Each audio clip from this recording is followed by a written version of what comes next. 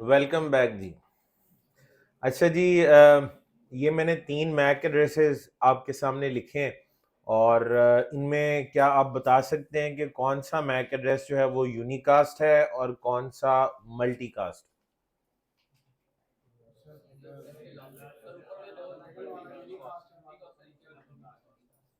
ये वाला जो है ये यूनिकास्ट है, क्योंकि अगर second hexadecimal number even number है 0 2 4 6 8 इस तरह से, तो अगर सेकंड हेक्साडेसिमल इवन नंबर हो तो आपका मैक एड्रेस जो है वो यूनिकास्ट होगा। और अगर ऑड है, जैसे यहाँ पे ऑड है और यहाँ पर भी ऑड आपको नजर आ रहा है, तो ये जो है ये आपका मल्टीकास्ट एड्रेस होगा। तो पहला और तीसरा जो है ये मल्टीकास्ट है, दरमियान वाला एड्रेस जो है ये यूनिकास्ट एड्रेस है। ठीक है जी।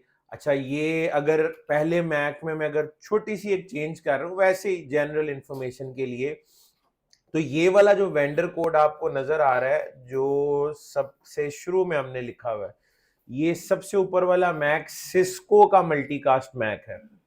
ये जो सबसे ऊपर वाला मैक आप देख रहे हैं ये वेंडर कोड सिस्को का है और ये सिस्को का मल्टीकास्ट मैक है। ये सिस्को का मल्टीकास्ट मैक है। और अगर मैं सिर्फ इसमें ये चेंज कर दूं 0000C, ठीक है, तो ये भी सिस्को का ही है। ठीक है, इसके आगे खैर कोई भी नंबर हो सकता है, लेकिन ये वाला जो वेंडर कोड आप देख रहे हैं ना, ये सिस्को का ही वेंडर कोड है, सिस्को का ही मैक होगा, लेकिन यूनिकास्ट वाला होगा।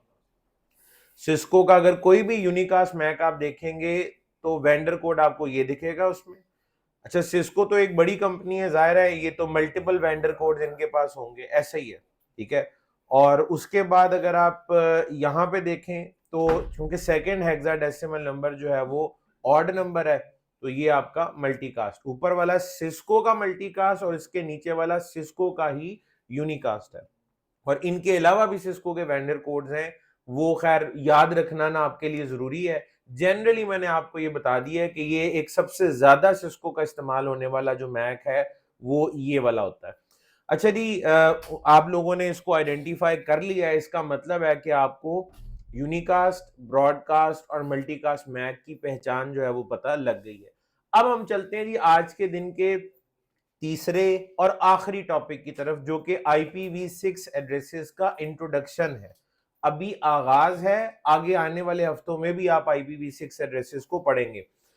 अच्छा जी, अब IPv6 एड्रेसिंग को इस्तेमाल करने की जरूरत दुनिया को क्यों पेश आई, इसकी बड़ी ऑब्वियस रीजन है। 1980s में IPv4 एड्रेसेस को इंट्रोड्यूस किया गया था और शुरू के ही चंद सालों में ये रियलाइज कर लिया था बनाने वालों ने कि ये IPv4 एड्रेसेस जितनी तेजी से इस्तेमाल हो रहे हैं ये चंद ही सालों में खत्म हो जाएंगे। ठीक है, तो उन्होंने IP एड्रेस मैनेजमेंट का आगाज कर दिया था 1985, यानी शुरू के 4 से 5 साल बाद। ठीक है जी, 1985 में सबनेटिंग का कॉन्सेप्ट इंट्रोड्यूस करा दिया गया था और सबसे पहले सबनेटिंग की जो टेक्निक इस्तेमाल हुई थी वो FLSM थी, फिक्स्ड लेंथ सबनेट मास्किंग। कल आपने पढ़ा है फिक्स्ड लेंथ सबनेट मास्किंग, 1985 में स्टैंडर्डाइज कर दिया गया था इसको, तो 1985 से FLSM इस्तेमाल हो रहा है। अच्छा, अब आपने अगर कल का लेक्चर अच्छे तरीके से पढ़ा है तो आपको बिल्कुल इस चीज का आइडिया होगा कि FLSM में भी एक प्रॉब्लम है। आपने अगर 4 सबनेट बनाए हैं, उन चारों का साइज सेम होगा। आपके अगर 4 ब्रांचेस हैं, उनमें से अगर कोई एक ब्रांच भी ऐसी है जिसमें एड्रेसेस कम रिक्वायर्ड है, आपने तो ज्यादा IP दे दिए, तो किसी सबनेट या नेटवर्क में IP जरूरत से ज्यादा हो तो वो जाया होते हैं। ठीक है, तो FLSM अच्छी टेक्निक है, लेकिन इसमें भी प्रॉब्लम है कि क्योंकि जो सबनेट आते हैं वो सेम साइज के आते हैं, और अगर आपके सारे सबनेट आपकी रिक्वायरमेंट सेम साइज की ना हो तो वो FLSM से पूरी तो नहीं हो सकती। तो 1993 में जाके VLSM को इंट्रोड्यूस करा गया था। अब जनाब आप सबनेट की भी फर्दर सबनेटिंग कर सकते हैं। 1980s में IPv4 एड्रेसेस आए थे और वो क्लास फुल थे। 1985 में FLSM को स्टैंडर्डाइज कर दिया गया था कि आप सबनेटिंग कर सकते हैं। फिर 1993 में VLSM को स्टैंडर्डाइज कर दिया गया था, और 1996 में जाके ये पब्लिक और प्राइवेट आईपी एड्रेसेस का कॉन्सेप्ट दुनिया में आया था। यानी बकायदा नजर आ रहा है, अगर आप हिस्ट्री देखें तो बड़ी स्ट्रगल की गई, बड़ी कोशिश की गई कि किसी तरीके से IPv4 एड्रेसेस को जितना अरसा चलाया जा सकता है, इस्तेमाल के काबिल रखा जा सकता है, इस्तेमाल किया जाए, ठीक है। लेकिन आखिर कब तक मैनेज किया जा सकता था? एक ना एक दिन तो आना था कि ये एड्रेसेस अब आपके पास काबिल इस्तेमाल नहीं रहे, खत्म हो जाएंगे, यूज हो जाएंगे सारे, ठीक है। तो अब आपको एक नई एड्रेसिंग स्कीम इंट्रोड्यूस करानी ही पड़ेगी। तो 1995 में IPv6 एड्रेसेस को इंट्रोड्यूस करा दिया गया था। पहला स्टैंडर्ड IPv6 एड्रेसेस का 1995 में बना था। याद रखिएगा, कोई डेफिनेशन, कोई चीज तब्दील नहीं होगी, सिर्फ एड्रेस की शक्ल बदल जाएगी। एक नई तरह का आपको आईपी एड्रेस नजर आएगा IPv6 में। वो राउटिंग के concept, static routing, dynamic routing, हर कॉन्सेप्ट अपनी जगह वैसे ही रहेगा, सिर्फ एक नया एड्रेस इस्तेमाल होना शुरू हो जाएगा, एक नया एड्रेस हमारे सामने आ जाएगा, उसका फॉर्मेट डिफरेंट होगा IPv4 से, और वो नया फॉर्मेट बस आप लोगों को सीखना होगा, ठीक है जी। तो 1995 में जनाब IPv6 को इंट्रोड्यूस करा दिया गया, लेकिन शुरू के कई साल क्या होते हैं, कई बल्कि आप दहाइयां कह लें, IPv6 दुनिया में इस्तेमाल नहीं हुए, ठीक है। IPv6 का इस्तेमाल अभी पिछले चंद सालों में बड़ी तेजी के साथ होना शुरू हुआ है। अगर आप इसकी लाइव इंफॉर्मेशन देखना चाहें, स्टैट्स क्या है, IPv6 दुनिया में किस तरीके से इस्तेमाल हो रहा है, किस साल में कितने % इंटरनेट की ट्रैफिक IPv6 पे गई थी, तो उसके लिए जी आपको एक लिंक दिखा रहा हूं। मैंने भी ये गूगल पे जाके लिखा है IPv6 स्टैटिस्टिक्स या स्टैट्स लिख लें, सिर्फ मैंने ये 2 लफ्ज यहाँ पे लिखे हैं, और सबसे पहला लिंक जो गूगल का ओपन हो रहा है दैट इज IPv6 एडॉप्शन। आप गूगल पे ये सर्च कर लीजिएगा IPv6 एडॉप्शन, ये 2 लफ्ज लिखने हैं, पहला लिंक आपके सामने आएगा, ठीक है। इस पे क्लिक करते हैं, यहाँ पे आपको लाइव सारी स्टैट्स जो हैं वो दिख जाएंगी, और ये यहाँ पे ना 7 जुलाई की डेट आ रही है, यानी 2 दिन पुराना है, ठीक है जी। तो 7 जुलाई तक टोटल IPv6 लिखा हुआ है जी 42.76। ये कर्सर थोड़ा सा मेरा इधर से हिला था इस वजह से, तो ये 42.76% टोटल इंटरनेट की ट्रैफिक का, टोटल ये लिखा हुआ, टोटल इंटरनेट की ट्रैफिक का 42 से 43% जो है वो IPv6 पे अब शिफ्ट हो चुका है, ठीक है। लेकिन अगर आप थोड़े से साल पीछे चले जाइए, 2010 में देखें तो ये तकरीबन 0% के आसपास है, ठीक है जी। 1995 का स्टैंडर्ड बन चुका हुआ है, और पहले 15 साल तक आप देख लें ना होने के बराबर ही इसको इस्तेमाल किया गया है, ठीक है। तो ये अभी टोटल गेम जो आपको इसकी नजर आ रही है, ये कोई 13-14 साल के अंदर, पिछले 13-14 साल के अंदर ये IPv6 दुनिया में इस्तेमाल होना शुरू हुआ है, क्योंकि अब IPv4 जैसे जैसे खत्म होते चले जा रहे हैं, वैसे वैसे जो है वो हमें IPv6 पे जाना पड़ेगा। अच्छा, अब आगे देखिए, इसके साथ ना एक और टैब बना हुआ है, IPv6 एडॉप्शन के साथ आगे एक टैब बना हुआ है, दरवाजा बंद करके जाइएगा, पर कंट्री IPv6 एडॉप्शन, पर कंट्री IPv6 एडॉप्शन, इस पे हम क्लिक करते हैं, आपको दुनिया का नक्शा यहाँ पे नजर आ रहा है। जहां जहां डार्क ग्रीन कलर है वहां IPv6 ज्यादा इस्तेमाल हो रहा है, जहां लाइट ग्रीन है वहां IPv6 कम इस्तेमाल हो रहा है, जहां रेड है वहां पे और कम इस्तेमाल हो रहा है, ठीक है। हम अगर इस नक्शे में देखें तो ये इंडिया का मैप मुझे नजर आ रहा है, जो डार्क ग्रीन है, 66.27% इंडिया जो है वो IPv6 पे उनकी ट्रैफिक जा चुकी है। इसके साथ ही ये पाकिस्तान भी हमें नजर आ रहा है, पाकिस्तान अभी 10.6%, 10.6 यानी टोटल इंटरनेट की जो ट्रैफिक है, ठीक है, टोटल ट्रैफिक नहीं कहना चाहिए, नहीं, पाकिस्तान की जितनी ट्रैफिक है इंटरनेट की उसमें से 10.6% जो है वो अभी IPv6 पे शिफ्ट हुई है, यानी 90% अभी तक हम लोग IPv4 इस्तेमाल कर रहे हैं। इसका ताल्लुक कोई आपका ये वो तरक्की का मेयार सेट देखना नहीं है, ठीक है, ये किसी भी मुल्क में जो आबादी है उस लिहाज से और जो इंटरनेट की कंजम्पशन है उसके एतबार से ये होता है। अगर हमें हमारे IPv4 एड्रेसेस, इसका मतलब है अभी तक हैं इसीलिए इस्तेमाल हो रहे हैं, हमें जरूरत नहीं पड़ी IPv6 की। तो जैसे जैसे IPv4 खत्म होते जाएंगे हम लोग IPv6 पे ये परसेंटेज बढ़ना शुरू हो जाएगी। तो दुनिया के कुछ ममालिक में IPv4, अब इंडिया की आबादी चूंकि ज्यादा है, इंटरनेट का इस्तेमाल ज्यादा है, ठीक है जी, तो वो वहां IPv4 खत्म हो गए होंगे, इसलिए उनकी ट्रैफिक जो है वो अब IPv6 की तरफ तेजी से बढ़ रही है, ठीक है। तो आप किसी भी मुल्क में देखना चाहें कि कितने परसेंट IPv6 इस्तेमाल हो रहा है वहां की इंटरनेट ट्रैफिक का, तो ये एक ही वेबसाइट है जहां 2 टैब्स हैं, तो आपको सारी स्टैट्स यहां से मिल जाएंगे और ये लाइव है, डेली अपडेट होती है, ठीक है, तो आप इसको देख सकते हैं यहां से जाके। अच्छा जनाब, तो इसका मतलब ये है कि अब जिस दौर में मैं और आप अब मौजूद हैं, हमारा अब वास्ता IPv4 से भी रहना, और जिस मुल्क में हम बैठे हुए हैं वहां की स्टैट्स हमें नजर आ रही हैं, 90% IPv4 है और 10% IPv6 हो चुका है, और वक्त के साथ साथ IPv6 बढ़ता जाएगा, IPv4 कम होता जाएगा। आपको दोनों एड्रेसिंग स्कीम्स आनी चाहिए, दोनों की कॉन्फ़िगरेशंस भी आनी चाहिए, दोनों के लिए स्टैटिक डायनामिक राउटिंग भी आनी चाहिए, दोनों के लिए पॉलिसी भी बनाना आनी चाहिए, ठीक है। तो उसके लिए IPv6 सीखना हमारे लिए जरूरी है। तो चलें जी, आगाज करते हैं IPv6 एड्रेसेस का। अगेन कोई डेफिनेशन तो अलग से है ही नहीं, ठीक है, तो जो फॉर्मेट में चेंजेस आई है हमने उसी को डिस्कस करना है, उसी को समझना है।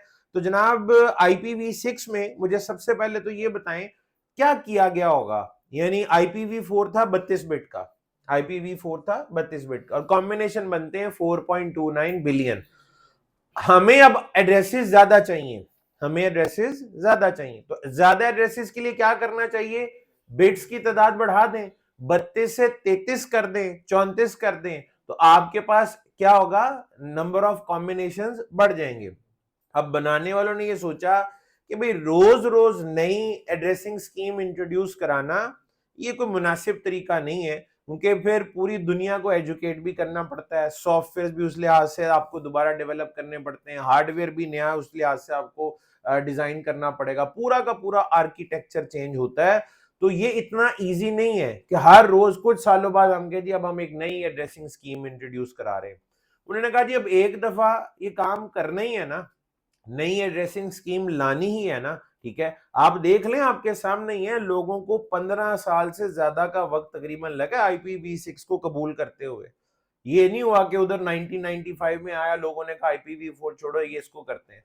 ये वो रेजिस्टेंस थी जो लोगों की तरफ से आई है, सीखने वालों की तरफ से आई है। वो कहते हैं इतनी मुश्किल से IPv4 सीखा है, ठीक है, तो अब एक नई स्कीम सीखना शुरू कर दें और उसकी इंप्लीमेंटेशन सीखे, बड़ा वक्त लगता है।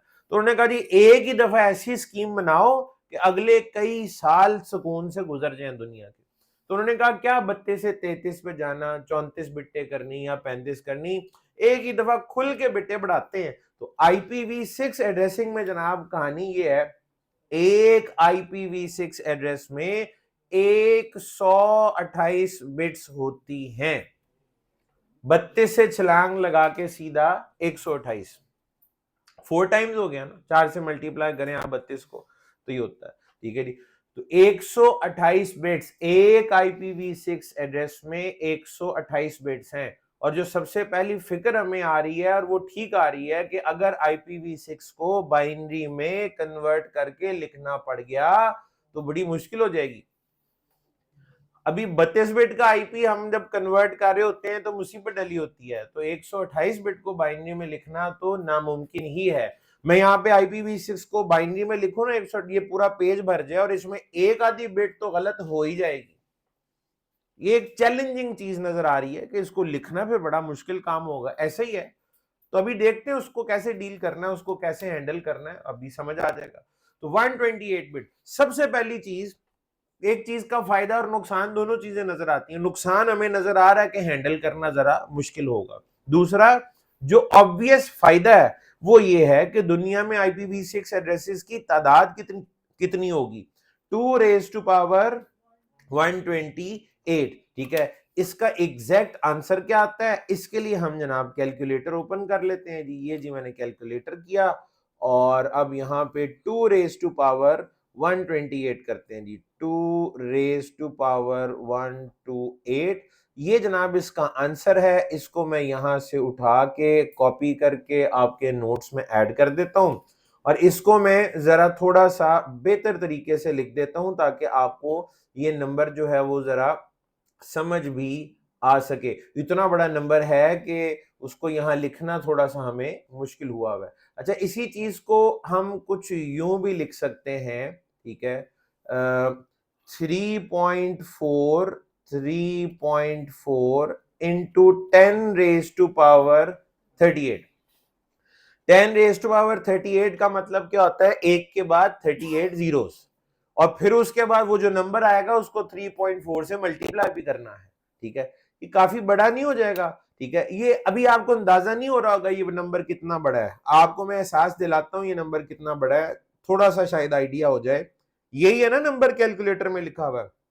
डिवाइड करते हैं इसको 8 बिलियन से। ये 8 बिलियन क्या चीज है, दुनिया में इंसानों की आबादी तकरीबन। ठीक है, मैंने इसको डिवाइड किया, जब डिवाइड किया तो ये नंबर आया है। इस नंबर को उठा के अगेन आपके नोट्स में ऐड करता हूं। ठीक है जी, तो एक बंदे के हिस्से में कितने IPv6 एड्रेसेस आएंगे उसका ये जवाब लिखा हुआ है। यहां पे ये जो पॉइंट है ना इधर लिखा हुआ है ये, तो अंदाजा लगाने की कोशिश करें ये कितना बड़ा नंबर है। ठीक है, हमारे लिए गिनना मुश्किल है। ये एक बंदे के हिस्से में इतने IPv6 एड्रेसेस हैं और जब इतनी ज्यादा चीजें आपको मिल जाए, इतने तो टोटल IPv4 एड्रेसेस नहीं है जितने एक हिस्से में हमें, एक बंदे के हिस्से में इस वक्त जितने IP मिल। मुहावरतन ये कहा जाता है कि दुनिया में जितने रेत के जर्रात हैं, सैंड पार्टिकल्स, उनको भी आप IPv6 एड्रेस दे दें तो वो खत्म नहीं होंगे। अगेन ये मुहावरा है, एक्चुअल में तो ऐसा थोड़ी हो सकता है। यानी इतनी बड़ी तादाद है IPv6 एड्रेसेस की, और जो चीज आपको इस तरह खुली डुल्ली मिल जाती है तो फिर आप उसमें जाया भी बहुत कुछ करते हैं। तो IPv4 में भी बड़े एड्रेसेस शुरू में जाया किए गए थे, IPv6 में भी किए जा रहे हैं, लेकिन जो आने वाले लोग होंगे वो उसके नताइज भुगतेंगे। अभी फिलहाल कोई किसी को प्रॉब्लम नहीं आ रही क्योंकि ये एड्रेसिंग स्कीम बहुत बड़ी है, ह्यूज एड्रेस स्पेस है, हमारे पास एड्रेसेस की तादाद बहुत ज्यादा है। ठीक है, ये इसका एडवांटेज है जो आपको नजर आ रहा है कि एड्रेसेस बहुत ज्यादा है। जो ड्रॉबैक आपको नजर आ रहा है वो इसको लिखने के हवाले से है। आप कहेंगे सर किसी डिवाइस पे IPv6 एड्रेस अगर मैंने कॉन्फ़िगर करना है मुसीबत डल जाएगी, एक IPv6 एड्रेस कहीं लिखना है तो लिखेंगे कैसे। तो अब जरा इसको लिखने के ऊपर आते हैं, इसके फॉर्मेट को डिस्कस करते हैं। पहली चीज, IPv6 एड्रेस को ना तो बाइनरी में लिखा जाता है ना डेसिमल में, बल्कि इसको भी मैक की तरह हेक्साडेसिमल नंबर्स में लिखा जाता है। IPv6 को भी मैक की तरह हेक्साडेसिमल में। अच्छा, बिटे कितनी है इसमें, 128। एक हेक्साडेसिमल में कितनी बिटे होती हैं, 4। एक हेक्साडेसिमल में 4, 2 में 8 होती हैं, एक में 4। ठीक है, तो 128 बिट्स को अगर डिवाइड कर दूं मैं 4 से तो इसका आंसर क्या आएगा, 32। यानी हेक्साडेसिमल में अगर कन्वर्ट करना है तो 32 हेक्साडेसिमल नंबर्स बनेंगे। मैक में 12 हेक्साडेसिमल नंबर थे, यहां पे 32 हेक्साडेसिमल नंबर है। मैक में 12, एक IPv6 में 32 हेक्साडेसिमल नंबर है और 32 ही हैं, आपको लिखने पड़ते हैं 32 हेक्साडेसिमल नंबर्स। ये अंग्रेजी के जो अल्फाबेट्स हैं उसमें लेटर्स कितने होते हैं, 26। जब आपने जिंदगी में पहली दफा ABC याद की थी तो एक पूरा प्रोजेक्ट था। अक्सर आजकल बच्चे 2 क्लासेस में, आधी ABC एक क्लास में और आधी एक में जाके सीखते हैं। ठीक है जी, तो ये 32 हेक्साडेसिमल का सिर्फ एक IPv6 है, यानी आपको अपना ही IP याद हो जाए बड़ी बात है, ऐसा अभी हमें लग रहा है बजाहिर। अरे कुछ ना कुछ सोल्यूशन तो निकलेगा, निकालेंगे उसका कोई हल। ठीक है, तो अब ये 32 हेक्साडेसिमल वाले IPv6 एड्रेस को लिखते कैसे हैं, इसका तरीकाकार क्या है। तो एक IPv6 एड्रेस ही आपके सामने इस वक्त लिखने लगा हूं। 2003 कोलन, ठीक है जी, ABCD colon, ABCD colon 1 2 3 4 1 2 3 4 colon, CC1E colon, CC1E colon, AA colon, ठीक है जी, उसके बाद ABC पूरा हो गया। एक तो इसको लिखते हुए भी हिसाब रखना पड़ता है पूरा हो भी गया है या नहीं हो गया, ठीक है। अगर आप ये काउंट करें 32 हेक्साडेसिमल को 4-4 के 8 ग्रुप्स में डिवाइड किया गया है। अगर आप 4-4 के ग्रुप बनाए तो 8 ग्रुप्स बनने चाहिए, 8 4 आर 32, ठीक है जी। तो 4 ये हो गए और 4 इससे आगे हमें नजर आ रहे हैं। ये एक मुकम्मल IPv6 एड्रेस जो है वो आपके सामने लिखा हुआ है और ये इसका प्रॉपर वाला फॉर्मेट है, इसी तरह लिखा जाता है। 32 हेक्साडेसिमल नंबर्स को 4-4 के 8 ग्रुप्स में डिवाइड करके लिखा जाता है और ग्रुप को सेपरेट करने के लिए कोलन का इस्तेमाल किया जाता है। ग्रुप को सेपरेट करने के लिए कोलन का इस्तेमाल किया जाता है, ठीक है। और ये एक बिल्कुल वैलिड और ठीक IPv6 एड्रेस आपके सामने लिखा हुआ है, जिसको देख के डेफिनेटली खौफ ही आ रहा होगा कि ये अगर किसी डिवाइस पे असाइन करना है मुश्किल होगी, याद करना है तब भी मुश्किल होगी। इसके बरक्स IPv4 कम से कम थे आसान, ठीक है जी, ये उनका फायदा है और वो रहेगा, लेकिन वो तादाद में कम है, ठीक है। कुछ पाने के लिए कुछ खोना तो पड़ता है। लेकिन आप कहेंगे सर ये इस तरह गुजारा तो नहीं हो सकता, कुछ ना कुछ तो सोल्यूशन निकाला होगा इसका। इसका सोल्यूशन है, लेकिन वो वक्ती है। 50 साल 100 साल 150 200 साल गुजर जाएंगे, लेकिन अच्छा आप कहेंगे हम तो सर निकल जाएंगे ना इसमें, ठीक है जी, ये अच्छी बात है, ठीक है जी। आपकी जिंदगी में शायद इतनी मुश्किलात ना है, ठीक है जी, लेकिन कई सालों बाद जाके जो लोग आएंगे उनको इस तरह के IPv6 एड्रेसेस भुगतना पड़ेंगे। आपकी जिंदगी आराम से गुजर जाएगी और अगर आप यहीं पर रहे पाकिस्तान में, यहां से बाहर ना निकले, तो आपकी जिंदगी का बड़ा हिस्सा जो आंदा आने वाला है वो भी IPv4 के साथ कट जाएगा। लेकिन IPv6 की बहरहाल जरूरत पड़ सकती है, ठीक है। तो आपके लिए तो IPv6 IPv4 से ज्यादा आसान है। कहेंगे वो कैसे? मैं अब आपको उसका तरीका सिखाता हूं। जब किसी भी नंबर स्कीम में आगाज होता है ना, तो शुरू में तो ढेर सारे जीरोस आने चाहिए या नहीं आने चाहिए? जीरो से नंबर शुरू होते हैं, तो जीरो शुरू वाले नंबर्स में काफी ज्यादा होते हैं।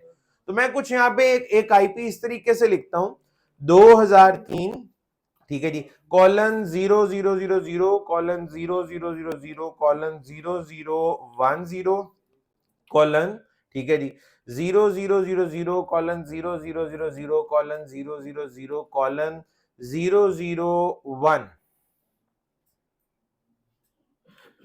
ये भी एक IPv6 एड्रेस है, ठीक है जी, जिसमें 8 ग्रुप्स हैं 4-4 के, और काफी सारी जगहों पे हमें 0 लिखा हुआ नजर आ रहा है। मैथ्स का एक रूल है, आप सबको बचपन से ही पता है, नॉन जीरो नंबर के लेफ्ट साइड पे जो जीरोस आ रहे होते हैं उनकी कोई वैल्यू नहीं होती, लेकिन नॉन जीरो नंबर के राइट पे जितने भी जीरो आ रहे होते हैं उससे वैल्यू बढ़ती जाती है, वो उतने इंपॉर्टेंट होते हैं। ऐसा ही है जी, बिल्कुल ऐसा ही है। अच्छा, अब यहां पे इस रूल का हम एक फायदा उठाते हैं। ये 2003 आ गया, इस वाले पूरे ग्रुप की इफेक्टिव वैल्यू क्या है? 0।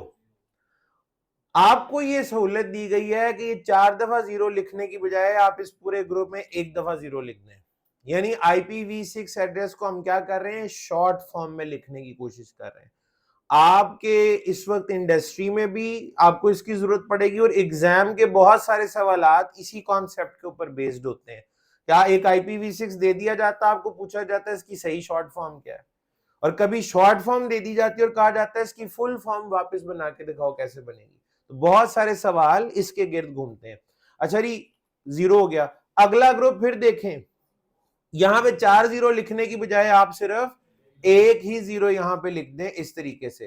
अच्छा, उससे अगले ग्रुप में देखें, ये है नॉन जीरो नंबर, इसके लेफ्ट वाले 2 जीरोस की कोई वैल्यू नहीं है, लेकिन इस वाले की है, तो इसकी इफेक्टिव वैल्यू 1 0 है। तो आप 0 0 1 0 लिखने की बजाय सिर्फ 1 0 लिख सकते हैं। फिर कॉलन, उसके बाद अगला ग्रुप, अगले तीनों ग्रुप ही 0 0 आ जाएंगे आपके, 0 कॉलन 0 कॉलन 0 कॉलन। अच्छा, आखिरी वाला ग्रुप, इसकी वैल्यू जो है वो 1 है। अच्छा, अब कम से कम ये वाला एड्रेस देख के आंखों में एक के फ्रेम में एक दफा पूरा तो आ जाता ना, थोड़ा सा कम खौफ आ रहा है, पहले की निस्बत थोड़ा सा खौफ जो है वो हमें अब कम आ रहा है। ठीक है जी, लेकिन आप कहेंगे अभी भी इतना कम नहीं हुआ, और बेहतरी कोई आ सकती है इसमें, तो वो भी बता दें जी। बिल्कुल ही और बेहतरी भी इसमें आ सकती है, तो इसका मैं तरीका आपको समझाता हूँ और इसमें क्या आसानी हो सकती है। अयाना ने हमें इस चीज की इजाजत दी है, अब ये ध्यान से सुनना है, एक IPv6 एड्रेस में, एक IPv6 एड्रेस में अगर कंसेक्यूटिव जीरो ग्रुप्स आ रहे हैं या एडजेसेंट जीरो ग्रुप्स आ रहे हैं, तो उनको आप रिप्लेस कर सकते हैं with a double colon. Consecutive zero groups को रिप्लेस कर सकते हैं विद अ डबल कोलन, लेकिन ये पावर या ये इख्तियार आप सिर्फ एक दफा इस्तेमाल कर सकते हैं एक IPv6 एड्रेस में, और ये सहूलत सिर्फ कंसेक्यूटिव जीरो ग्रुप्स के लिए है। ऐसा नहीं है कि कंसेक्यूटिव 1 वाले ग्रुप आ रहे हैं उनके लिए भी है, कंसेक्यूटिव 2 वाले ग्रुप आ रहे हैं उनके लिए भी है, नहीं, only for consecutive zero groups. अच्छा, अब हमारे पास कंसेक्यूटिव जीरो ग्रुप्स ना यहाँ दो जगहों पे है, इधर भी है, यहां पे दो कंसेक्यूटिव जीरो ग्रुप्स हैं और यहां पे तीन कंसेक्यूटिव जीरो ग्रुप्स हैं। ठीक है जी, तो कलर मैंने इस तरीके से चेंज कर दिया। तो कंसेक्यूटिव जीरो ग्रुप्स के साथ आप क्या कर सकते हैं, आप उन्हें डबल कोलन से रिप्लेस कर सकते हैं। कैसे कर सकते हैं देखें, 2003, अच्छा, या तो आप यहां डबल कोलन लगा लें, आपने क्या किया, डबल कॉलन लगा दिया, अब आप वो पावर एक दफा यूज हो सकती थी, अब आपने इस्तेमाल कर लिया है। अच्छा, आगे अब आप क्या लिखेंगे, 10 कॉलन 0 कॉलन 0 कॉलन 0 कॉलन 1। अच्छा, अब इसका फायदा क्या होता है देखें, ये एड्रेस थोड़ा छोटा हो गया ऊपर वाले की निस्बत, हो गया ना। अच्छा, जिस डिवाइस पे आप, ये आईपी बिल्कुल वैलिड है, बिल्कुल ठीक है, आप जिस डिवाइस पे इसको असाइन करेंगे वो पता क्या करेगी, वो देखेगी उसको कितने ग्रुप नजर आ रहे हैं, 1 2 3 4 5 और 6, कितने ग्रुप हैं, 6, होते कितने हैं, 8, 8 में से गायब कितने हुए हैं, 2। ठीक है, वो डिवाइस कहेगी 2 ग्रुप गायब है ना, और गायब सिर्फ 0 वाला ग्रुप हो सकता है, और 0 वाले 2 ग्रुप गायब हैं। वो गायब किस जगह से हैं, जहां डबल कॉलन लिखा हुआ है। वो डिवाइस खुद ब खुद यहां 2 0 वाले ग्रुप फिल करके एड्रेस को कंप्लीट कर लेगी। ठीक है, अच्छा, इसी तरीके से मैं इस एड्रेस को यूं भी लिख सकता रहा, 2003 colon 0 colon 0 colon 10 double colon 1। अब मैंने क्या किया है, मैंने इस जगह पे डबल कॉलन यूज किया है। डबल कॉलन इस्तेमाल करने की सही जगह वैसे क्या है, जहां ज्यादा कंसेक्यूटिव जीरो आ रहे हो, एड्रेस जहां ज्यादा छोटा होता है वहां इस्तेमाल करना चाहिए। ठीक दोनों ही है, इनमें गलत या सही की बात नहीं है, बात है बेहतर की। बेहतर यह है कि आप वहां इस्तेमाल करें जहां एड्रेस का साइज ज्यादा छोटा हो जाए। यहां पे देखें, करने से बाकी जो रिमेनिंग ग्रुप्स बचे हैं वो 5 हैं। रिमेनिंग ग्रुप कितने बचे हैं, 5, 1 2 3 4 और 5। ठीक है, जिस डिवाइस पे आप इसको असाइन करेंगे वो डिवाइस गिनेगी ग्रुप कितने हैं, 5, वो कहेगी जी ग्रुप तो 8 होते हैं, तो 3 ग्रुप गायब हैं, तो गायब सिर्फ 0 वाला ग्रुप होता है, और वो 0 वाले ग्रुप कहां से गायब होंगे, जहां डबल कॉलन लगा हुआ है। तो जहां डबल कॉलन लगाया हुआ है वहां डिवाइस 3 0 वाले ग्रुप खुद फिल करके एड्रेस को ऑटो कंप्लीट कर लेगी। अच्छा, अब अगली बात यह है कि ये वाली पावर एक दफा क्यों इस्तेमाल की जाती है, एक से ज्यादा दफा क्यों नहीं हो सकती। उसकी रीजन ये है, अगर मैं एड्रेस यूं लिख दूं 2003 डबल कॉलन 10 डबल कॉलन 1, अगर आप ऐसे लिख दें, अब आपने इसको कॉन्फ़िगर कर दिया किसी डिवाइस में, अव्वल तो ये होना नहीं है ना, वो एक्सेप्ट फॉर्मेट ही गलत है। लेकिन क्यों गलत है, क्योंकि डिवाइस इसकी रिवर्स इंजीनियरिंग नहीं कर सकती।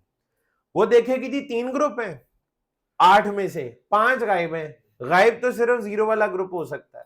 अब वो देखेगी वो 0 वाले ग्रुप कहां से गायब हैं। अब यहां पे आपने 2 जगह पे डबल कॉलन लगाया हुआ है, उसे ये कैसे पता लगेगा कि 3 ग्रुप कहां से गायब हुए हैं और 2 ग्रुप कहां से गायब हुए हैं। ठीक है जी, तो इसको रिवर्स इंजीनियरिंग चूंकि इसकी नहीं हो सकती, लिहाजा ये वाली ऑप्शन आप सिर्फ एक दफा इस्तेमाल कर सकते हैं। ठीक है जी, कर जहां मर्जी लें, बेहतर वहां पे है जहां पे एड्रेस का साइज ज्यादा छोटा होता है। एग्जाम में ये इस तरह के सवालात काफी ज्यादा आते हैं, आपको ना 2 3 ठीक और एक गलत ऑप्शन भी दी होगी। ठीक है, समटाइम्स ये होता है, आपसे पूछा जाता है इसकी करेक्ट शॉर्ट फॉर्म कौन सी है। ये एड्रेस लिखा होगा ऊपर, तवज्जो चाहिए, ये एड्रेस लिखा होगा और पूछा जाएगा करेक्ट शॉर्ट फॉर्म कौन सी है। करेक्ट तो नीचे वाली तीनों है, ये कोई गलत है नहीं, ये भी ठीक है, ये भी ठीक है और ये भी ठीक है। तो आप तीनों को सिलेक्ट करेंगे। मल्टीपल चॉइस क्वेश्चन बताया था ना, दो तरह के आते हैं, ठीक है जी। एक में सिंगल ऑप्शन होती है और एक में मल्टीपल भी होते हैं, ठीक है, जहां चेक बॉक्सेस बने होते हैं। तो आप तीनों को चेक कर देंगे, वो तीनों ठीक है। और अगर सवाल हुआ इनमें से बेस्ट शॉर्ट फॉर्म कौन सी है, तो बेस्ट शॉर्ट फॉर्म ये वाली है। अब ये सिंगल ऑप्शन आप सेलेक्ट करेंगे, तो इस चीज का आप लोगों ने ख्याल रखना है, ठीक है। वैसे ये वाला एड्रेस अब आपको बेहतर लग रहा होगा, उतना खौफ नहीं आ रहा होगा जितना इस वाले एड्रेस से आ रहा था, ये उससे तो कम से कम बेहतर है। लेकिन आपको भी एक खुशखबरी सुनाता हूं, आपको तो इससे भी ज्यादा आसान IPv6 एड्रेसेस से वास्ता पड़ेगा। एक एड्रेस लिख रहा हूं, आपने बताना है गलत है या सही है, ठीक है। नेक्स्ट पेज पे लिख लेते हैं, इस पेज से आगे चले जाओ, ठीक है। नेक्स्ट पेज पे जाते हैं जी, और यहां पे एड्रेस लिख रहा हूं 20AB:1। क्या ये एक वैलिड IPv6 एड्रेस है या नहीं? ये एक वैलिड IPv6 एड्रेस है, ठीक है जी, ये एक वैलिड IPv6 एड्रेस है। कैसे? जहां मैं कॉन्फ़िगर करूंगा वो डिवाइस के क्या कहेगी, 8 ग्रुप होने चाहिए। यहां कितने हैं, 2 है ना, वो कहेगी इसका मतलब है 6 ग्रुप गायब हैं। वो 6 ग्रुप कहां से गायब हैं, जहां डबल कॉलन लगा हुआ है, और वो 6 के 6 जीरो वाले ग्रुप होंगे। इसका मतलब है इस एड्रेस की फुल फॉर्म क्या जी, 20AB:0:0:0:0:1। मजीद भी आपको पता है आप इसे कैसे कंप्लीट कर सकते हैं, ठीक है। यहां पे 4 जीरो लगा देंगे और इस 1 से पहले लेफ्ट पे भी 3 जीरो आएंगे, ताकि 32 हेक्साडेसिमल पूरे हो सकें। जी सर, कोई ऐलान करना है? ओके, दम करने आए हैं ठीक है, जोरदार कीजिएगा इन पे दम, ठीक है। अच्छा जी, तो 20AB, और इस तरीके से आप इसको कंप्लीट कर सकते हैं। अच्छा, ये वाले IPv6 एड्रेस के बारे में क्या ख्याल है, ये ज्यादा आसान है? ये तो आपको IPv4 से भी ज्यादा इजी लग रहा है, और ऐसा ही है। आपकी जिंदगी इस तरह के IPv6 एड्रेसेस के साथ आसानी से गुजर जाएगी, खुशी खुशी गुजर जाएगी, ठीक है जी। आपको IPv4 से ज्यादा ही आसान लगेंगे, ठीक है। वो खौफनाक जो IPv6 एड्रेसेस हैं उन तक पहुंचने में अभी बहुत वक्त लगेगा, ठीक है जी। और एक और बात, जब आदत हो जाती है ना, जब एड्रेसिंग स्कीम की समझ आ जाती है, तो फिर तो एड्रेस बड़े साइज का भी हो तो हैंडल हो ही जाता है, कोई इतना मसला नहीं है। पहली दफा IPv6 एड्रेस देखे बंदा शक्ल उसकी और कह जी मुझे बड़ी खुशी हुई, ये जरूरी नहीं है, आहिस्ता आहिस्ता आदत पड़ जाती है। लेकिन फिर भी मैंने आपको बता दी है, आपके लिए तो IPv6 एड्रेस काफी आसानी होंगे, ठीक है। अच्छा जनाब, अब अगला सवाल जी इनमें ये आता है कि IPv6 एड्रेसेस जो है इनमें क्लासिफिकेशन का कॉन्सेप्ट है या नहीं है। फिर उसके बाद कैटेगरीज जैसे unicast addresses, multicast addresses, broadcast addresses, public addresses, private addresses, उस तरह का कॉन्सेप्ट है या नहीं है। नेटवर्क आईडी, होस्ट आईडी, ठीक है जी, ये वाला कॉन्सेप्ट है या नहीं है जी। काफी सारी चीजें हैं लेकिन क्लासिफिकेशन नहीं है। IPv6 एड्रेसेस में भी क्लासिफिकेशन का कॉन्सेप्ट नहीं है। क्लास ABCDE जो है ये सिर्फ IPv4 में है, ना मैक में और ना ही IPv6 में है, ठीक है। अच्छा, अब जहां तक बात रही नेटवर्क आईडी के कॉन्सेप्ट की, होस्ट आईडी के कॉन्सेप्ट की, वो आपको सिखा देता हूं, इसी पेज पे सीख लेते हैं। एक IPv6 एड्रेस में आपके सामने लिखता हूं, थोड़ा सा बड़े वाला लिख लेते हैं, ये पिछले सफे से इसको कॉपी कर लेते हैं। इतना बड़ा एड्रेस है, पूरा लिखने का भी दिल नहीं करता बंदे का, ठीक है जी, अगर फुल फॉर्म में लिखना हो तो, ठीक है जी। ये ले जनाब, मैंने एक IPv6 एड्रेस आपके सामने लिखा। IPv6 एड्रेस को भी जी 2 बराबर हिस्सों में तकसीम कर दिया है। अच्छा, इसकी अथॉरिटी वही है जी, अयाना, आईकैन, 5 रीजनल इंटरनेट रजिस्ट्रीज और नीचे LIR या ISPs, ठीक है। सेम वही है जो IPv4 के लिए थी, उसमें कोई चेंज नहीं आई, ठीक है। अच्छा जी, तो इसमें हाफ हाफ करेंगे जी, पहला आधा हिस्सा और आखिरी आधा हिस्सा कलर हम चेंज कर लेते हैं, ठीक है, ताकि आप इजीली डिफरेंशिएट कर सकें। पहला हाफ, अच्छा टोटल कितनी बिटें, 128। 128 में से पहली 64 बिट्स, या आप ये भी कह सकते हैं 16 हेक्साडेसिमल नंबर, 32 टोटल है तो 16 हेक्साडेसिमल, और इसी तरह आखिरी 64 बिट्स, या आप कह सकते हैं आखिरी 16 हेक्साडेसिमल नंबर। ठीक है जी, तो ये इस तरीके से दो हिस्सों में डिवाइडेड है।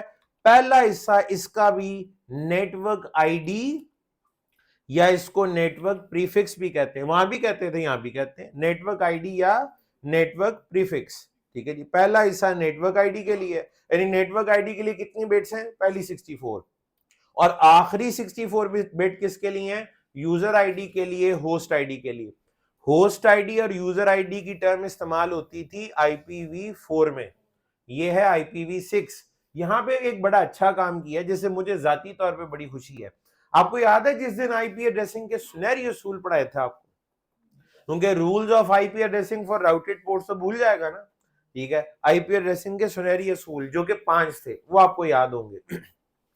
उस दिन मैंने आपको एक बात की थी कि आईपी एड्रेस किसी डिवाइस का नहीं होता, बल्कि डिवाइस की पोर्ट का या इंटरफेस का होता है। ठीक है जी, तो IPv6 में ना यहाँ पे टर्म बड़ी अच्छी यूज हुई है, यहाँ पे टर्म इस्तेमाल होती है interface ID, interface ID, network ID और इंटरफेस आईडी, यानी होस्ट आईडी की जगह, यूजर आईडी की जगह लिखा ही इंटरफेस आईडी गया।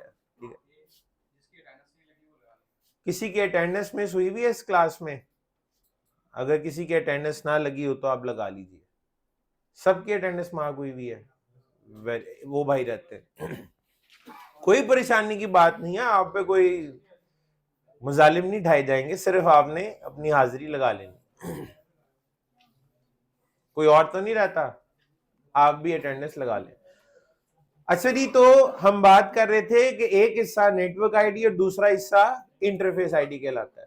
अच्छा, अब आप मुझे ये बताएं, नेटवर्क आईडी लिखने के लिए क्या करना पड़ता है? IPv4 में क्या करते थे, होस्ट को 0, होस्ट को 0, तो IPv6 में इंटरफेस आईडी को 0।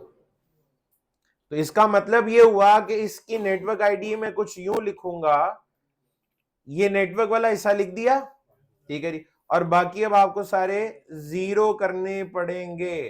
ठीक है, /64, /64, क्योंकि इसमें ये वाला हिस्सा फिक्स्ड है, क्योंकि क्लास इसी की बुनियाद पे तो बनी थी। ये नंबर जैसे जैसे बदलता है IPv4 में क्लास बदल जाती है, 8 होता है तो क्लास A, 16 होता है तो क्लास B, 24 होता है तो क्लास C। तो यहां पे ये नंबर इस लिहाज से फिक्स्ड है 64। ठीक है जी, तो ये नेटवर्क आईडी लिखी हुई है। अब आप मुझे ये बताएं, क्या मैं इस नेटवर्क आईडी को इससे ज्यादा आसान तरीके से लिख सकता हूं? अगर मैं ये लिख दूं और मैं कहूं ये इसकी नेटवर्क आईडी है तो ठीक है? बिल्कुल ठीक है, क्योंकि कंसेक्यूटिव 0 ग्रुप्स को हम रिप्लेस कर सकते हैं विद अ डबल कॉलन। तो डबल कॉलन /64, इसका मतलब है यहां से आगे जितने रिमेनिंग ग्रुप्स हैं वो सब 0 हैं। ठीक है जी, तो ये इसकी नेटवर्क आईडी लिखी हुई है। उसके बाद जरा एक बात बताइएगा, ये जो ऊपर एक मैंने आईपी लिखा था 20, पहले आप इतने हिस्से को लिख लें, इसको हजम कर लें, इसके बारे में कोई आपने खामोशी में सोचना है तो सोच लें, फिर आगे बढ़ते हैं। तो नेटवर्क आईडी लिखने का कोई नया तरीका तो सामने नहीं आया, वही है, होस्ट को 0 कर दें तो आपके पास नेटवर्क आईडी आ जाएगी। बस एक सहूलत चूंकि IPv6 में है डबल कॉलन की, आप वो इस्तेमाल कर सकते हैं।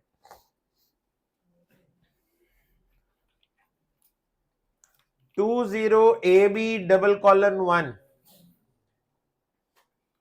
अच्छा, लोग लिख रहे हैं, लिखें लिखें लिखें, ये ना हो कि मैं कोई अहम बात बता दूं और मिस हो जाए।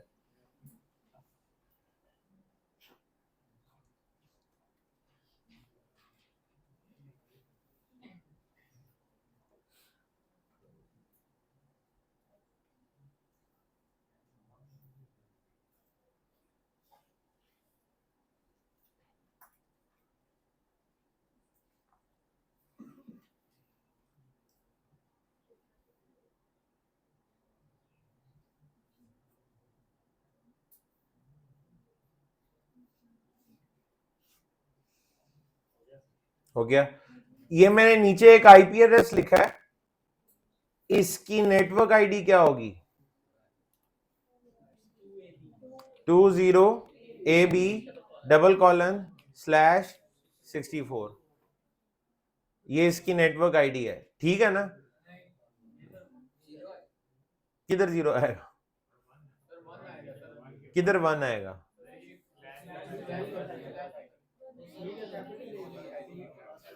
लड़ना नहीं आपस में आपने। 20AB:/0:0:0:0:0:0:1 ठीक है जी। ये इसकी फुल फॉर्म है, बल्कि एक जीरो और आना है अभी। ओहो, अब ठीक है, ये इसकी फुल फॉर्म है ना इस एड्रेस की, और ये साइज का कौन सा है, इंटरफेस आईडी वाला, ये लें। तो जब नेटवर्क आईडी लिखते हैं तो इंटरफेस आईडी को क्या करते हैं, जीरो। जो चीज उसमें जीरो नहीं है आप उसे भी जीरो कर देंगे, ठीक है जी। तो इसको हम जीरो कर देते हैं जी, ये वाला भी अब क्या हो जाएगा, जीरो, ठीक है। अब बताएं, अब ठीक हो गया, ठीक है जी। यानी ये इसकी नेटवर्क आईडी लिखी हुई है, और इसमें अब ये चूंकि सारे जीरो हैं तो इन सारों की जगह आपको क्या करना पड़ेगा, सिर्फ डबल कॉलन लगाना पड़ेगा। तो ये इसकी नेटवर्क आईडी है, ठीक है जी। ये भी नेटवर्क आईडी है, ये भी नेटवर्क आईडी है, और ऊपर आईपी लिखा हुआ है, ऊपर आईपी लिखा हुआ है, नीचे दोनों इसकी नेटवर्क आईडी है, लेकिन थोड़ा सा फॉर्मेट में फर्क है। तो ये भी अगर आप नोट कर रहे हैं तो नोट कर लें।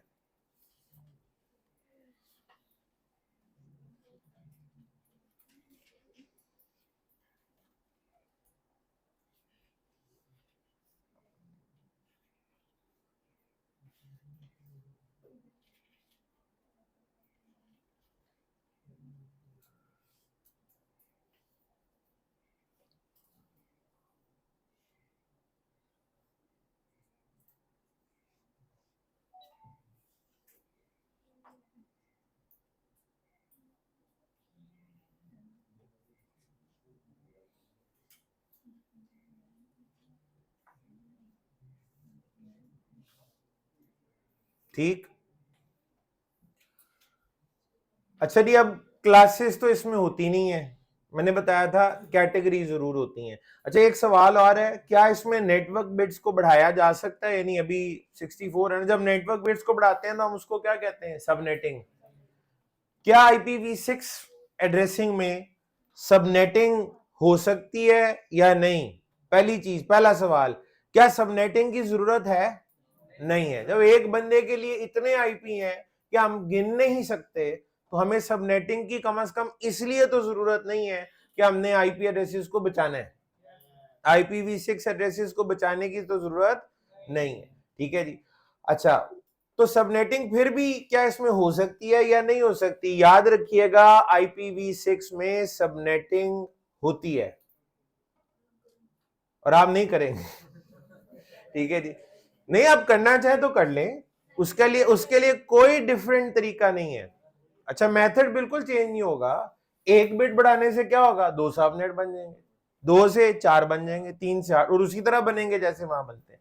सवाल सिर्फ इतना है कि IPv6 में अगर हम सबनेटिंग करेंगे, 64 बिट्स को बढ़ा के अगर हम 65 कर लेते हैं, तो उसकी वजह क्या होगी, मैंने थोड़ी देर पहले जिक्र किया था।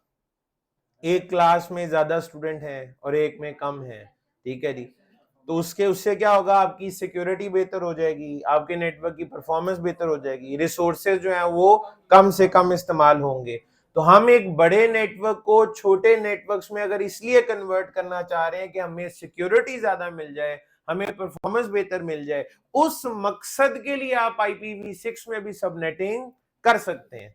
सबनेटिंग इज अलाउड, सबनेटिंग हो सकती है, लेकिन वो उसका मकसद आईपी एड्रेसेस को बचाना हरगिज नहीं होगा, सिर्फ अपने नेटवर्क की परफॉर्मेंस को बेहतर करना होगा, ठीक है। और वो करना आपको खुद ही पड़ेगा। अयाना ने इजाजत आपको दे दी है कि 64 से आगे आप बिट्स बढ़ाना चाहें, आप एक 66 वाला नेटवर्क बनाना चाहते हैं, बना लें, और तरीका बिल्कुल भी चेंज नहीं होगा, ठीक है। अच्छा जी, फिलहाल आप 64 पे ही रहें, ठीक है, यहीं पे रहते हैं।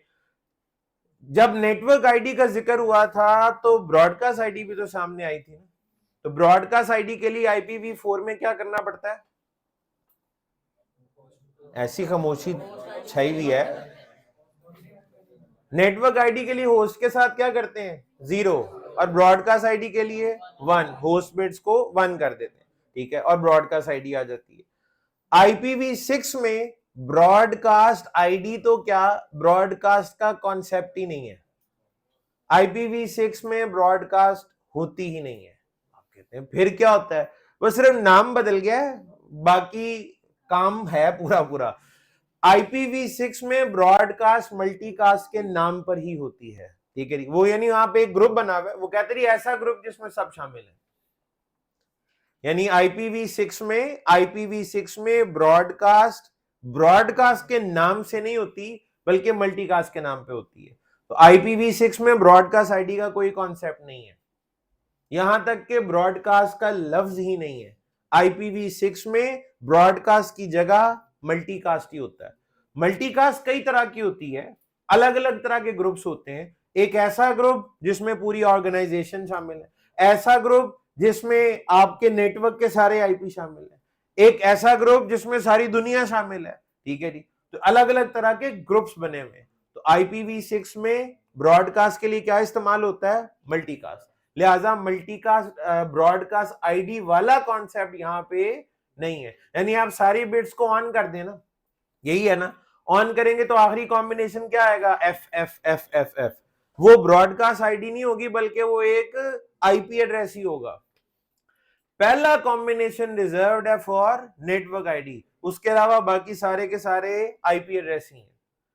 तो आखिरी एड्रेस भी आईपी एड्रेस है, उसको आप ब्रॉडकास्ट आईडी यहां पर नहीं कहेंगे, IPv4 में कहेंगे। ठीक हो गया जी।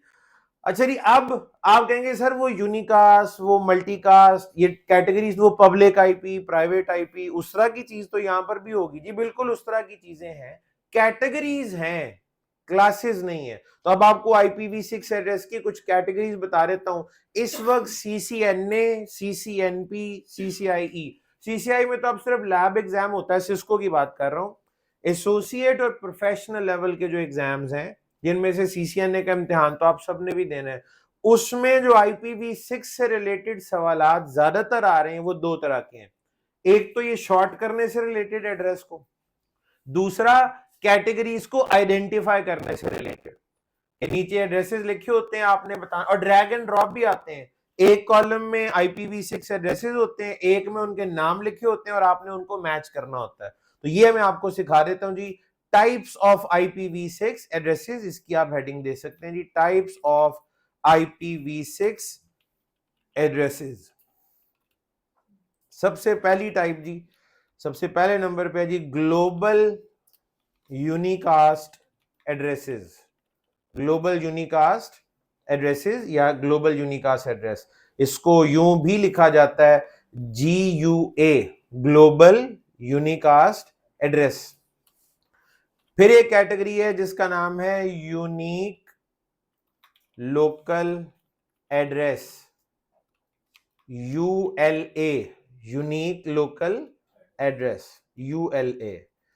फिर उसके बाद कैटेगरी है लिंक लोकल एड्रेस, LLA, ठीक है जी। ये नाम आपने आज के दिन में सुना है, पहले भी IPv4 में भी है और IPv6 में भी लिंक लोकल एड्रेस होते हैं।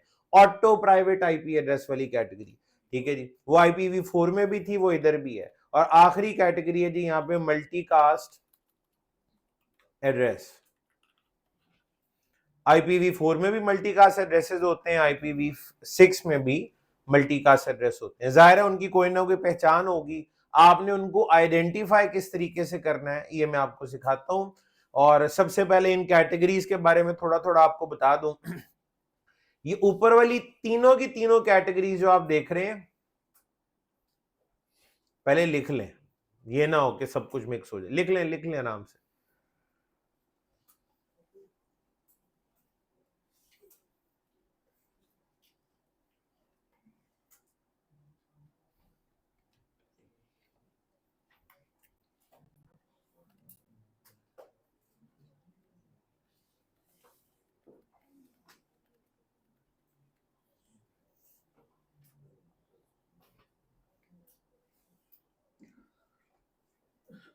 Global unicast address, unique local address, link local address और मल्टीकास्ट एड्रेस।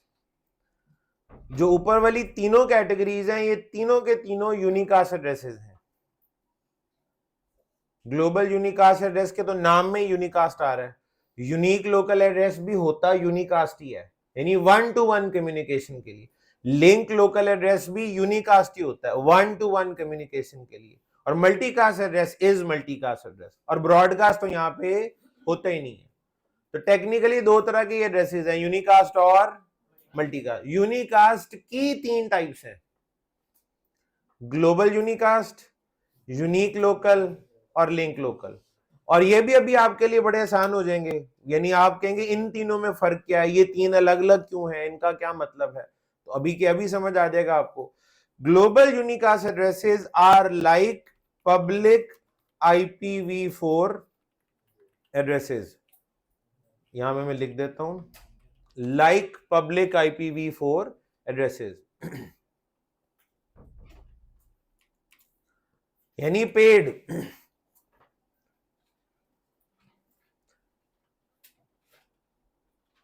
IPv4 में पब्लिक आईपी होते हैं ना, और आपको उन्हें पहचानना भी आता है, जो प्राइवेट नहीं है वो पब्लिक होता है, ठीक है जी। तो यहां पे पब्लिक आईपी एड्रेस को ग्लोबल यूनिकास्ट एड्रेस कहते हैं, IPv6 में पब्लिक आईपी को ग्लोबल यूनिकास्ट एड्रेस कहते हैं, और IPv4 में प्राइवेट आईपी होते थे ना, IPv6 में यूनिक लोकल एड्रेसेस होते हैं, इनको हम they are like private IPv4 addresses.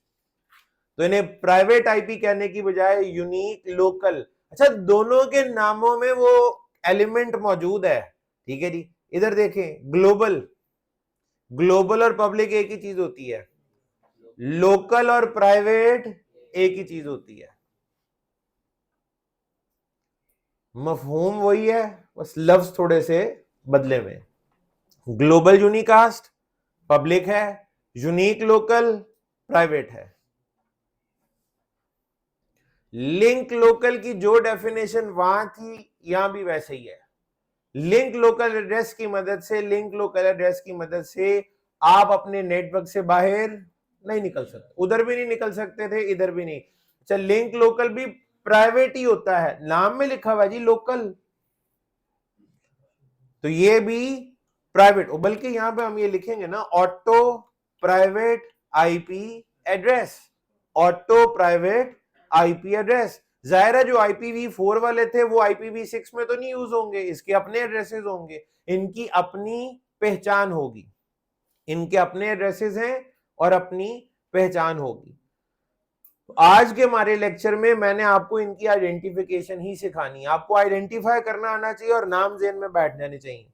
उधर पब्लिक आईपी था, यहाँ ग्लोबल यूनिकास्ट है, वहां पे प्राइवेट आईपी था, यहाँ यूनिक लोकल है, वहां भी लिंक लोकल होता है और यहाँ भी लिंक लोकल ही होता है। IPv6 के केस में और IPv4 में लिंक लोकल का नाम सेम ही है, वहां भी मल्टीकास्ट एड्रेसेस होते हैं और यहां भी मल्टीकास्ट एड्रेस होते हैं। आपको IPv4 में पब्लिक प्राइवेट की पहचान है ना, और मल्टीकास्ट की भी पहचान है। मल्टीकास्ट की क्या पहचान है आपको? आप IPv4 एड्रेस में अगर वो मल्टीकास्ट है तो आप कैसे पहचान दें, क्लास कैसे पहचानेंगे, उसकी क्या पहचान होगी, वो क्या नंबर होंगे जिससे आप कहेंगे कि ये मल्टीकास्ट है? देखा, अब आया ना मजा, चीजें मिक्स होना शुरू हुई है ना।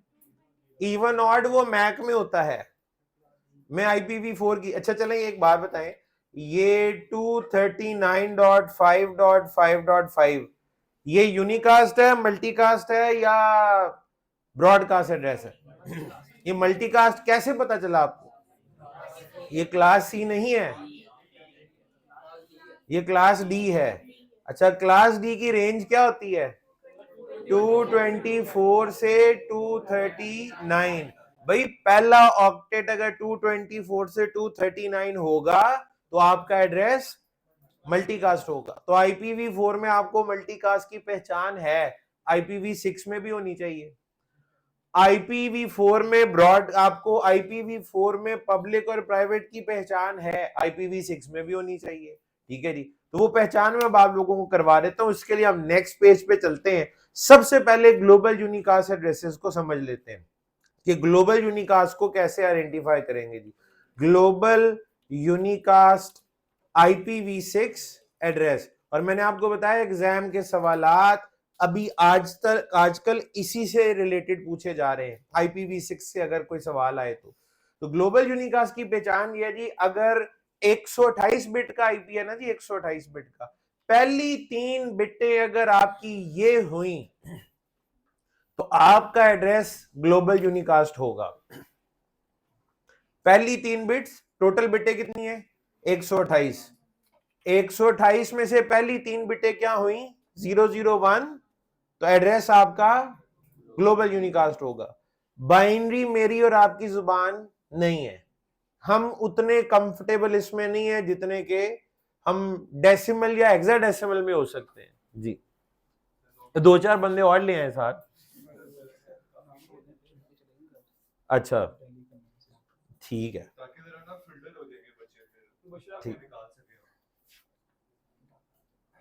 अच्छा जी, ये क्लास में जरा अटेंडेंस मार्क हो रही है, मैं ऑनलाइन वालों के लिए बोल रहा हूं, तो मैं जरा चंद मिनट खामोश रहूंगा।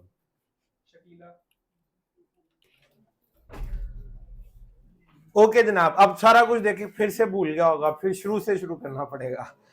अच्छा जनाब, तो ग्लोबल यूनिकास्ट एड्रेसेस की बात हो रही थी, और ग्लोबल यूनिकास्ट एड्रेसेस जो हैं ये पब्लिक आईपी एड्रेसेस की तरह हैं, ठीक है जी। और इनकी पहचान क्या है, 128 बिट का आपका अगर आईपी एड्रेस है तो पहली 3 बिट्स अगर 001 होंगी तो आपका एड्रेस क्या होगा, ग्लोबल यूनिकास्ट। इसको अब आसान तरीके से आप कैसे पहचान सकते हैं उसका तरीका देख लें। IPv6 को आप लिखते हैं हेक्साडेसिमल फॉर्मेट में, ऐसे ही है। IPv6 को हम हेक्साडेसिमल, एक हेक्साडेसिमल नंबर में कितनी बिट्स होती हैं 4, ठीक है जी।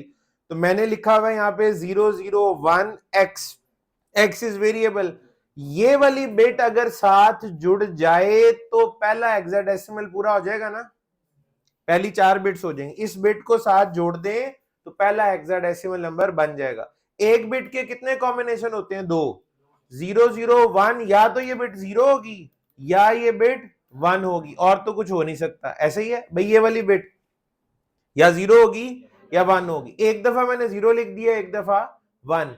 0010 किस चीज की बाइनरी है, 2 की, ये 1248 ऐसे ही है। 0011 किस चीज की बाइनरी है, 3 की।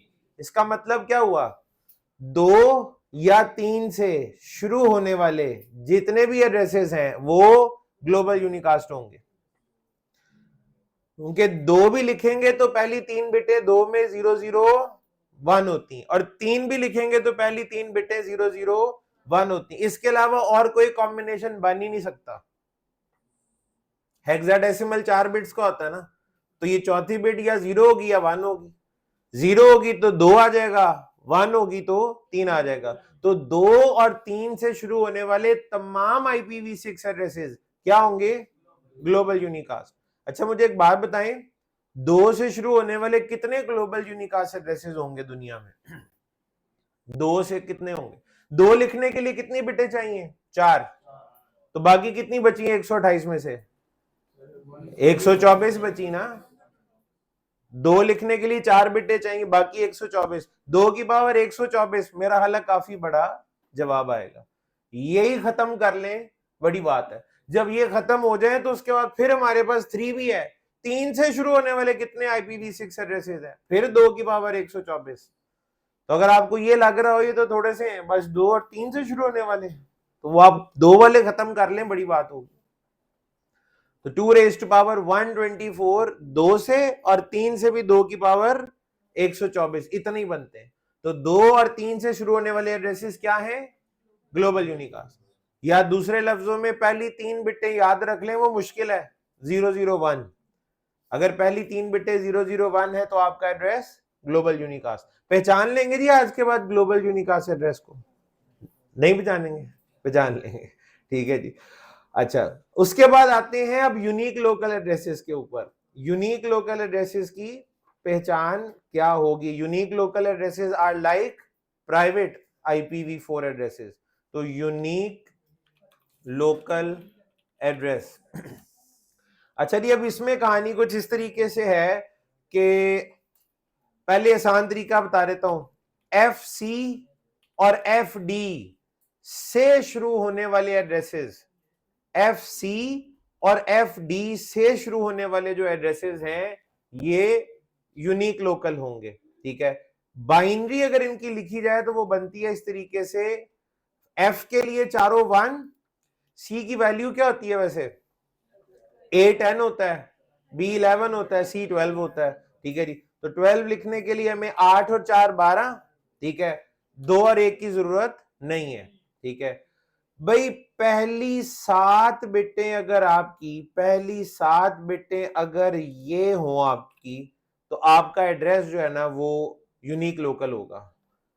पहली 7 बिट्स अगर ये हो, 6 1 और 1 0, तो आपका एड्रेस क्या होगा, यूनिक लोकल। लेकिन बिटें जो कि हमारी जुबान नहीं है, वो हमें याद नहीं रहता, तो इसका आसान हल क्या है, कि जहां पे x लिखा हुआ है ये वाली बिट या तो 0 हो सकती है या 1 हो सकती है। अगर आप इस बिट को 0 कर देंगे तो जवाब ये आएगा, अगर आप इस बिट को 1 कर देंगे तो उसका आंसर जो है वो ये आएगा ऐसे। ये सी की बाइनरी है और ये डी की बाइनरी है। सी एफ सी में भी आपको वही वाली 7 बिटें नजर आ रही होंगी और एफ डी में भी वही वाली 7 बिटें आपको नजर आ रही हैं। ज्यादा आसान तरीका क्या है, एफ सी और एफ डी याद रख लें, एफ सी और एफ डी। एफ सी और एफ डी से शुरू होने वाले तमाम एड्रेसेस क्या है, unique local addresses, and they are like private IP addresses. ठीक है जी, तो ये IPv6 के प्राइवेट एड्रेसेस हैं। अच्छा, इनमें भी आपको एक चीज हाईलाइट कर देता हूं, शुरुआत अभी जो है ना, जो स्टैंडर्ड है, हम कौन होते हैं जी फैसला करने वाले, जो अयाना कह देगा हमें वो करना पड़ेगा। अयाना ने शुरुआत यहां से किया जी, यानी आजकल जो यूनिक लोकल एड्रेसेस इस्तेमाल हो रहे हैं वो FD से शुरू हो रहे हैं, FC वाले अभी इस्तेमाल नहीं हो रहे, उनको स्टैंडर्डाइज नहीं किया गया, हैं वो यूनिक लोकल ही, बट अभी उनका इस्तेमाल नहीं हो रहा। यानी आपने अगर अपने किसी लैपटॉप पे अपने प्राइवेट नेटवर्क में यूनिक लोकल आईपी असाइन करना है तो आप कौन से वाला करेंगे, FD वाला। FD वाले जब खत्म हो जाएंगे तो फिर FC वालों की बारी आ जाएगी, यानी दोनों में से कहीं से तो शुरुआत करनी थी, यहां उन्होंने बाद वालों से शुरुआत कर ली, FD से। इस वक्त जहां भी यूनिक लोकल आईपी इस्तेमाल हो रहा है IPv6 का, वो FD से शुरू होगा। जब ये खत्म होंगे तो फिर बारी FC वालों की आएगी। ठीक है जी, और ये कितने हैं जी, FD से दुनिया में कितने एड्रेसेस, IPv6 एड्रेसेस होंगे। FD लिखने के लिए कितनी बिटें चाहिए, 8, तो 128 में से 8 बिटें तो चली गई, बाकी कितनी बची, 120, 2 की पावर 120, बहुत बड़ा जवाब आएगा। वो खत्म हो जाए बड़ी बात है, जब वो खत्म होगा तो उसके बाद फिर FC वालों की बारी आएगी, और अगर वो भी खत्म हो गए तो फिर एक नई स्कीम इंट्रोड्यूस करा दी जाएगी। अभी तो बेतहाशा IPv6 एड्रेसेस अनडिफाइंड पड़े हुए हैं जिनका मकसद अभी तक डिफाइन नहीं हुआ, तो जरूरत पड़ने पे उनको डिफाइन कर लिया जाएगा। और ये भी पता नहीं कितने, शायद 1000 साल गुजर जाएं इन्हीं के साथ ही। ठीक है जी, आपने बिल्कुल टेंशन नहीं लेनी, आपको कुछ नहीं करना पड़ेगा। ठीक है, तो यूनिक लोकल एड्रेसेस की पहचान ये 2 और 3 से शुरू होने वाले ग्लोबल यूनिकास्ट, FC और FD वाले यूनिक लोकल। ठीक है जी, एग्जाम में कॉलम्स बने होते हैं साइड बाय साइड और आपको मैच करना होता है कि ये ग्लोबल यूनिकास्ट है, ये यूनिक लोकल है। अब आ जाते हैं लिंक लोकल पे। IPv4 में लिंक लोकल की पहचान याद है, 169 खाली नहीं, 169.254.0.0/16। ठीक है, ये पहले 2 ऑक्टेट, यहां 253 भी हो गया ना तो ये लिंक लोकल नहीं है, ये वैलिड आपका यूनिकास्ट आईपी है क्लास बी का। अगर आप इसको चेंज कर देते हैं तो 169.254 IPv4 में लिंक लोकल की पहचान है। IPv6 में लिंक लोकल की पहचान क्या है वो अब आपको सिखा देता हूं, इसी पेज पे लिख लेते हैं, जगह है लिंक लोकल एड्रेसेस या auto private IP addresses. Link local address या ऑटो प्राइवेट आईपी एड्रेस। अच्छा जी, FE80, FE90, FEA0 और FEB0 से शुरू होने वाले तमाम एड्रेसेस जो हैं ये लिंक लोकल एड्रेसेस हैं। FE80 लिखने के लिए F का मतलब 15, ये बिटें आपको ऑन करनी पड़ेंगी। E का मतलब 14 ऐसे लिखते हैं, हेक्साडेसिमल को कन्वर्ट करें। 8 के लिए 1000, ये 8 है, ठीक है। इनमें ना कॉन्सेप्ट है पहली 10 बिट्स का। अगर आपकी पहली 10 बिटें ये हैं जो रेड कलर में नजर आ रही हैं, अगर पहली 10 बिट्स ये हो तो जो आपका एड्रेस है वो लिंक लोकल होगा।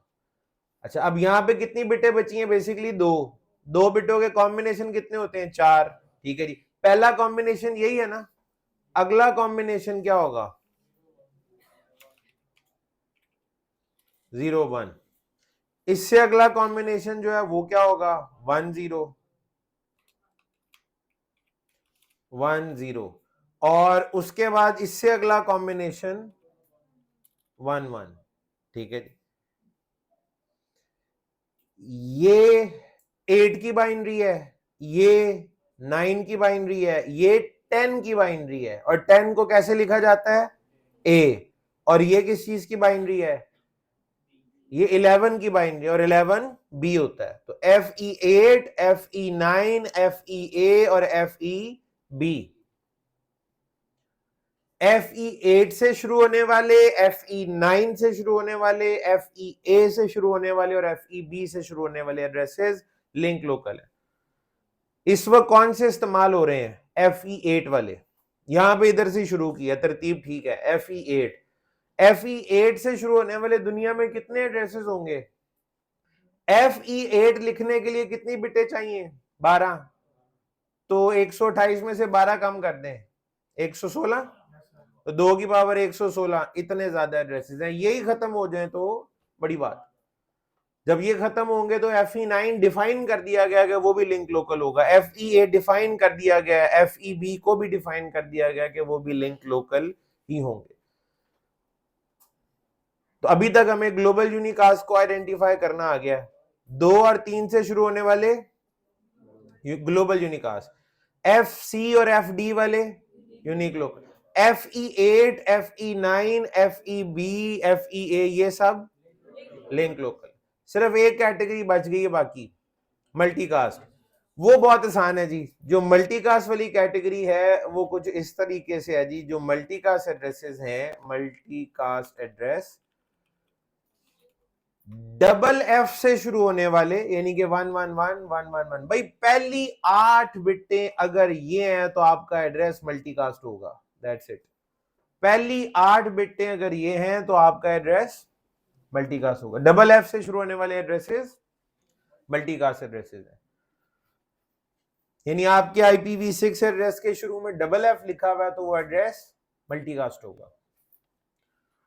2 और 3 वाले ग्लोबल यूनिकास्ट, FC और FD वाले unique local, FE8, FE9, FEA, FEB link local, और डबल F से शुरू होने वाले इसके अलावा और नहीं एड्रेस होते। अभी तक तो नहीं है, डिफाइन हो जाएंगे फ्यूचर में। अभी तक तो मेन कैटेगरीज यही हैं। हाँ, कुछ रिजर्व्ड और स्पेशल एड्रेसेस जरूर होते हैं, लेकिन मेन कैटेगरीज यही हैं, ठीक है जी, जिनको आप होपफुली आइडेंटिफाई कर लेंगे जब 1-2 दफा रिवाइज कर लेंगे। तो अभी तो ताजा ताजा पड़ा है, अभी तो याद ही रहेगा, ठीक है जी, लेकिन कुछ अरसे बाद भूलना शुरू हो जाएगा। अच्छा जी, आज के लेक्चर में मैंने यहीं तक आपको पढ़ाना था, एड्रेसिंग स्कीम्स का इंट्रोडक्शन यहीं तक था। अब चूंकि आपका टेस्ट भी है, और टेस्ट ना मुझे लग रहा है मैं मुश्किल बना बैठा हूं आपके लिहाज से, पहली दफा मुझे ये एहसास हो रहा है, ठीक है जी, लेकिन कोई बात नहीं, जिंदगी में मुश्किलात भी आती हैं, आसानियां भी आती हैं। तो मैंने बेसिकली ना एक सबनेटिंग का क्वेश्चन उसमें दिया हुआ है, ठीक है, उसके लिए अब वो आप जिन्होंने कल कर लिया वो कह रहे हैं आने दें, मसला ही कोई नहीं, और ये यही जज्बा होना चाहिए। मैं एक सवाल आप लोगों को खुद करवाऊंगा, ठीक है जी, और वो काफी हद तक मिलता जुलता होगा, लेकिन अभी नहीं, 1:45, 10 नहीं जी, 1:45। 1:45 सवाल मैं कराऊंगा, 15 मिनट मैं लगाऊंगा उस पर। अब ध्यान से सुन लें, उसके बाद 15 मिनट आपको जो सवाल दूंगा उसको आपने पहले पेज पे सॉल्व करना है, फिर गूगल फॉर्म वही उसी तरीके से ओपन होगा, उसमें वही क्वेश्चन लिखा होगा जिसे आप सॉल्व कर चुके होंगे अपने पास। तो वहां पे सवाल इस तरह से है, गालिबन 5 क्वेश्चन है, 5, ठीक है जी, 2-2 नंबर की। स्टेप नंबर 1 क्या होता है? बेस नेटवर्क आईडी, वो मैंने दी होगी, वो तो मैंने दे दी ना, फिर बात खत्म। तो उसके बाद दूसरा था बाइनरी। अब मैंने 2 बाइनरीज लिखी होंगी, एक ठीक होगी एक गलत होगी, आपने सही वाली सिलेक्ट करनी है। वो आप तभी करेंगे जब आपने अपने पास सॉल्व कर लिया होगा। फिर उसके बाद अगला क्या होता है, नेटवर्क की बिटें कितनी बढ़ानी है, ठीक है, वो आपने स्मॉल एन कैलकुलेट कर लिया होगा। मैंने स्मॉल एन की 2 वैल्यूज दी होंगी, एक गलत होगी एक सही होगी, आपने सही वाली सेलेक्ट करनी है। उसके बाद क्या होगा, सबनेट निकलेंगे। मिसाल के तौर पे 4 सबनेट अगर निकालने हैं तो मैंने 2 ऑप्शंस या 3 ऑप्शंस दी होंगी, जिनमें से एक में सही वाले सबनेट होंगे, बाकियों में गलत होंगे, आपने सही वाले को सिलेक्ट करना है। सही का पता आपको तभी चलेगा जब आपने अपने पास सॉल्व किया होगा। उसके बाद फिर आगे मैंने ब्रॉडकास्ट आईडीज लिखी होंगी, वो भी 2 ऑप्शन होंगी, एक गलत एक सही। तो आपने सही वाली ब्रॉडकास्ट आईडी निकाली होंगी तो आप सही वाले को सिलेक्ट कर लेंगे। और आखिरी स्टेप कस्टम सबनेट मास्क, मैंने 2 कस्टम सबनेट मास्क दिए होंगे, एक गलत और एक सही, आपने सही वाले को सिलेक्ट करना है। आप तुक्का भी लगा सकते हैं, ठीक है, क्योंकि आज ज्यादातर ऑप्शन में 2 ही ऑप्शन है, एक गलत और एक सही। बराए मेहरबानी तुक्का ना लगाइएगा, ठीक है जी, सॉल्व करके। और जो क्वेश्चन मैं करवाऊंगा 1:45 बजे, सिर्फ उसमें और मेरे वाले सवाल में 1 ऑक्टेट की वैल्यू का फर्क होगा, बाकी क्वेश्चन बिल्कुल सेम होगा, 1 ऑक्टेट का फर्क होगा, ठीक है जी, ऑक्टेट नंबर 3, ठीक है, तो बाकी सब कुछ सेम होगा। तो लिहाजा ध्यान से अगर आप ये सवाल समझ लेते हैं तो आप वो भी अटेम्प्ट कर लेंगे, ठीक है जी। तो आपसे 1:45 पे मुलाकात होती है।